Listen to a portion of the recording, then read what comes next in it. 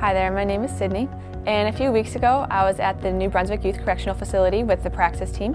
John kind of picked me out from the crowd to speak with him, and so I said yes. And so as we sat down, we started talking, and I just openly asked him, what do you think about God? And then as the conversation got going, we kind of asked John, what was keeping you from getting to know God more?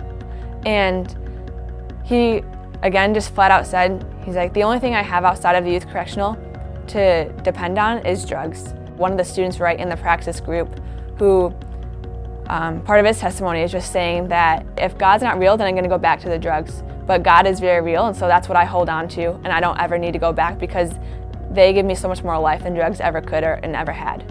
And so being able to share that testimony with John and just allowing him to know that there are people who are real and who are still around that have been through his process before and have a positive outcome, that's possible for John as well.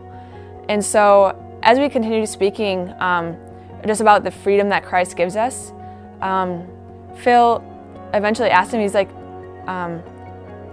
do you want this for your life? And John said that he thinks that he does, but he was like, how do I do that though?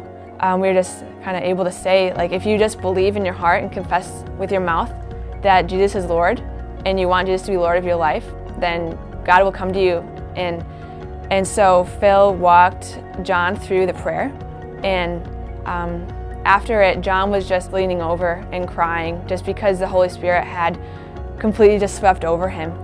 One of the guards shared with us that John didn't even want to come to the chapel service of that day. He was only going to go to the gym so he could play a few games, and then he was just going to go back to his room.